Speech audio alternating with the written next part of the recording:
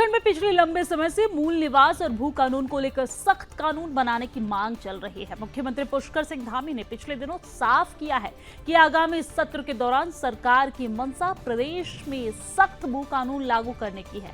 आपको बता दें कि उत्तराखंड में मूल निवास और भू कानून के लिए बड़े आंदोलन का सिलसिला जारी है।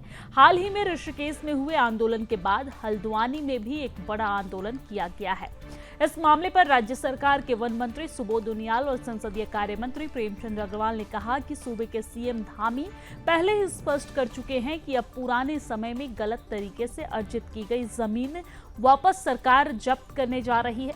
मुख्यमंत्री पहले ही कर चुके हैं क्लियर कि आगामी सत्र में जल्द एक सख्त भू कानून आने जा रहा है। लिहाजा आंदोलन से पहले ही सरकार अपना विषय स्पष्ट कर चुकी है।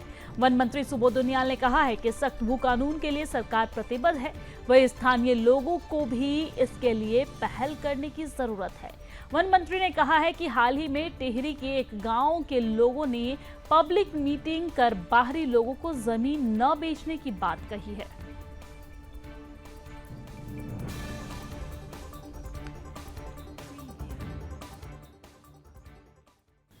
देखिए, शहरी क्षेत्रों में भी जो नॉन हिमाचली है वो नहीं ले सकता है ना। उसकी प्रक्रिया ऊपर रेवेन्यू सेक्रेटरी तक, राजस्व सचिव तक जाती है, राजस्व मंत्री तक जाती है। डीसी के थ्रू है तो प्रक्रिया ऑनलाइन, लेकिन वो बताना पड़ता है।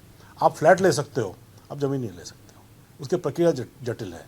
शहरी क्षेत्र में भी 250 गज की भी प्रक्रिया बहुत जटिल है। तो और उसमें आप ग्रामीण क्षेत्र में तो आप ले ही नहीं सकते, असंभव है। आपको कारण बताना पड़ता है और वो एक कैबिनेट तक जाता है। बहुत लंबी प्रक्रिया है। उससे क्या होता है ना कि लोग रुक रहे हैं और अपना काम कर रहे हैं। जो हिमाचल का जो विकास देखा है उससे, उसमें और हमारे में थोड़ा फर्क तो है।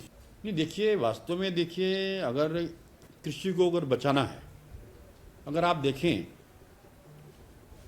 उत्तराखंड बनने के बाद हमारा एग्रीकल्चर लैंड 2 लाख हेक्टेयर कृषि भूमि समाप्त हो गई है। इसी प्रकार अगर समाप्त होने की स्थिति ये होगी कि हमारे पास जगह नहीं बचेगी। इसलिए एग्रीकल्चर लैंड पे तो हमें तुरंत रोक लगनी चाहिए। और दूसरा, जो 250 मीटर का एक फैसला जनरल साहब के ज़माने में हुआ था, उसकी भी समीक्षा होनी चाहिए। जैसा कि कभी आपकी तरफ से ये बात आएगी कि साहब लोगों ने 250 किलो कई लोगों के नाम से प्लॉट लिए हैं, तो सरकार उसकी जांच कर रही है। और मैंने कहा कि जो उत्तराखंड के हित में होगा, बेहतरी के लिए होगा, ये पुष्कर सिंह धामी की सरकार करेगी। हमारी सरकार का संकल्प है। देखिए, आप जानते हैं इसी विषय को लेकर माननीय मुख्यमंत्री ने बहुत स्पष्ट अपनी बात कही है कि सशक्त भू कानून हम लोग लाएंगे, आगामी जो सत्र होगा उसमें लाएंगे।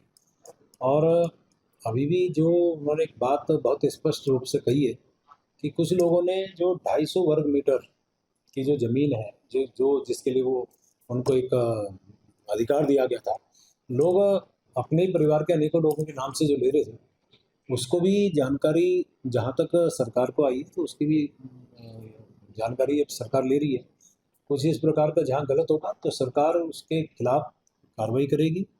उस ज़मीन को जो है अपने उसमें निहित करेगी। यानी कि सशक्त भू कानून हमारी सरकार। मुख्यमंत्री पुष्कर सिंह धामी ने बुधवार को हरियाणा में बीजेपी प्रत्याशी सतीश फागना जी के पक्ष में आयोजित जनसभा में जनता को बीजेपी के पक्ष में मतदान करने की अपील की। उन्होंने जनसभा को संबोधित करते हुए कहा कि पिछले 10 साल में प्रधानमंत्री नरेंद्र मोदी के मार्गदर्शन में हरियाणा की सरकार ने कई कीर्तिमान स्थापित किए हैं। सामाजिक और आर्थिक रूप से हरियाणा बुलंदी के शिखर पर पहुंचा है।